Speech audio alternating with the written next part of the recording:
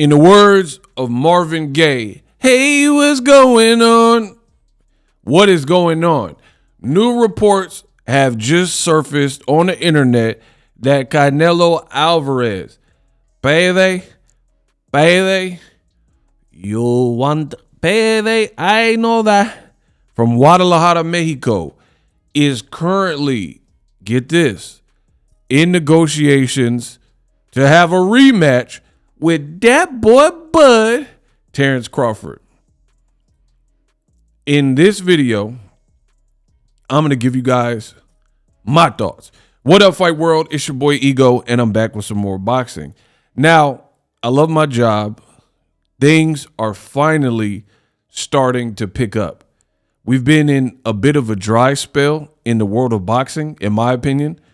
This weekend's card, really good. I will be doing a Boxing Ego watch party, BWP, for all the people who have been hitting me up. Your boy Ego will cover the David Benavidez yard card. Not the whole thing, but I'll definitely get the main event, definitely get Devin Haney, Brian Norman, which to me is the main event, or at least it could be a main event in its own. And yeah, we'll take it from there. So subscribe to the channel, hit the bell notification so you do not miss a thing. Now, regarding Canelo Alvarez, reports have hit the net that he is currently negotiating to rematch Terence Crawford. Box Azteca, and I believe Canelo in Mexico has a deal with them, right, for distribution or whatnot for his fights in Mexico. And they are reporting that Canelo wants to avenge his loss, and he is currently pursuing options on Terence Crawford for 2026. I mean, for me, I've said it before, so in case you're new, I guess I will say it again. I do not like rematches that do not need to happen. I am old school. I am not that old. Like, you know, I wasn't born when Muhammad Ali was fighting and stuff like that. However, I got an old soul, and I come from an era where you definitely had to have morals, principles, values, loyalty. All these things mean something to me, right? You notice Boxing Ego, I'm not collabing. I'm not just doing a brand deal. Like, I take my time with stuff because I'm very cautious at what I put my stamp, what I put my name on.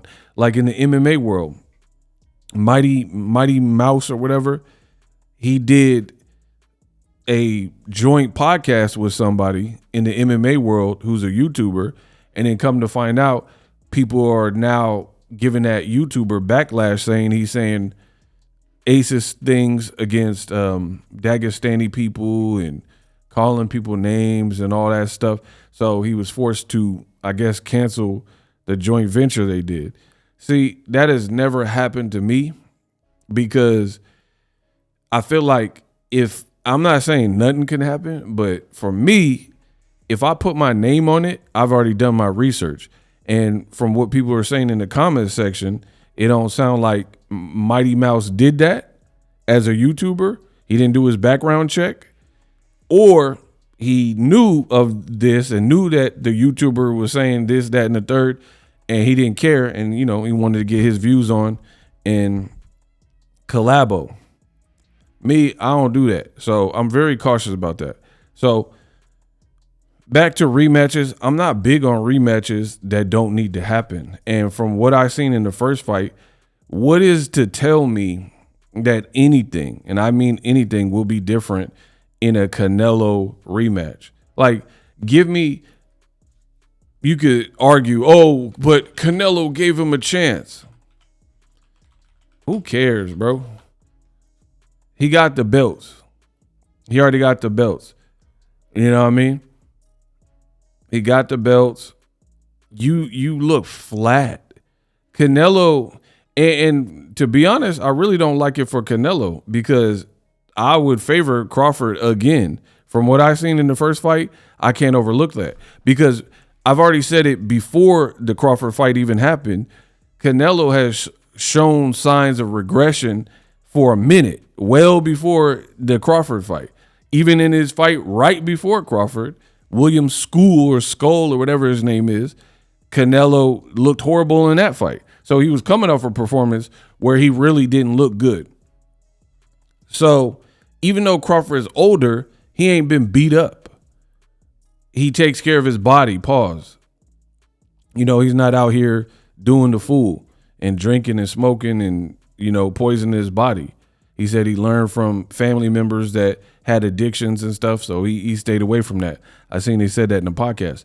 So you got a disciplined dude who's definitely takes his career serious, consummate professional. He's not going to struggle to make weight because he's already done it once with Canelo, and he was fighting at 154. So the weight, I don't think will be a problem. So there's no compelling storyline here. And I feel like Turkey Cards particularly, he has it bad. Usher, you got it bad, right? Where it's starting to get like his matchmakers are just doing the lazy thing, right? Which is, let's keep going back to the same well and try to draw more water from it. Boxing don't work like that. You're going to have people tap out and tune out. And they say lightning doesn't typically strike in the same spot 2 times in a row. You know what I mean? And what you do is you start to denigrate what you may have built or some equity or favor that you built with fans by just putting unnecessary rematches together. Because let's be real, not a single Turkey rematch has lived up to its predecessor, right? Not a single one. What do I mean? What I mean is, let's look at them. Tyson Fury, Usyk. In my opinion, I watched both of them live, and the first one was significantly better. Props to Usyk. He won both of them. Cool. But the first fight was way better a fight. The second one, Usyk made some adjustments, and he pulled away and separated more, right? Artur Beterbiev. Again, same thing. I liked the first fight way better, right? Way better in Beterbiev, right? Conor Ben, this is real recent. This is like in the last week or so. Conor Ben, Chris Eubank. First fight, everybody was excited. Oh, commiserations. This is, you know, and you went off the daddies' names and name dropped the dads, and everybody seemed to like the first fight. The second one was the Conor Ben show. You had a guy who, in my opinion, was depleted, and it was buns. And like nobody really cared for it. It was at best a great performance by one guy, and then the other guy looked extremely flat. So I really feel like Canelo Crawford, I didn't even want to see the first fight. So you know I don't want to see the second when we got a decided victor. But beyond that, for one, if Canelo loses again, his whole legacy is cooked. You can't beat this man. It's gonna we're really gonna have the conversation, and he can do this if he wants. I don't care. It's not my career, but we're gonna have to really have that conversation about Canelo Alvarez, where let's say he fights Bud and he loses again, which is my prediction. I'm telling you right now, not knowing if they're gonna fight. We have to have that conversation about Canelo Alvarez and his legacy, because you can argue he lost one. Some people would argue he lost 2 times to Golovkin. It can very well be argued that he lost to Erislandy Lara, right? He did fight Floyd and actually lost. He did fight Bivol and actually lost. He did fight against Crawford and actually lost. So he never rematched Floyd, never rematched Bivol. This will be his first rematch in some time, probably since the Golovkin fight that he needed, because the other fights he didn't need no Liam Smith rematch or nothing like that, or Chavez Jr. So he didn't, his most complex fights like Bivol and Floyd Mayweather, where he actually lost on paper too, right? Not just like I think Lotto won. So it'll be his first rematch since Golovkin. That was where it was like you lost clean or controversially. So if he loses again, then his record is not going to be that great. It'll be like Floyd cooked you, Bevo cooked you, Bud cooked you twice, and then you got some Golovkin and Lada type fights. Some people even had William School. So really, Canelo, if he wasn't like popular, he might have 5, 6, 7 losses. If I'm just being real, at least if he fights Crawford, because I'm adding in because Crawford's going to beat him, bro. Crawford's going to beat him. He's domesticated. Crawford's a dog. Crawford is skilled. Crawford didn't even have to switch from southpaw to orthodox to cook Canelo. So as far as I'm concerned, Crawford, he didn't even have to get into his bag. Like, he had to get to his bag of tricks. It's not like Mean Machine, he got dropped and he got hurt, he got to regroup and all that. He didn't have that. This fight, Mean Machine fight, and in the fight with Israel Madrimov appeared and looked harder for Crawford than this Canelo fight. And I'm not saying he didn't work for it or have a hard camp, but that's what you do. You do the hard work in camp.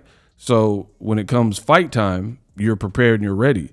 So I don't like it one bit. I don't see no purpose at all why. It's just like a money. It'll be like, to me, it'll be like Conor Ben, Chris Eubank. I see because I didn't want to see the first fight, but I watched it for my channel and for the fans, and it was a great performance. It wasn't a great fight because Canelo didn't do enough to me. A great fight for me is like both guys have some moments, some back and forth. That's more of a great fight to me, not no one-sided beatdown. One-sided beatdown is a great performance, right? So for me, what adjustment is Canelo going to make?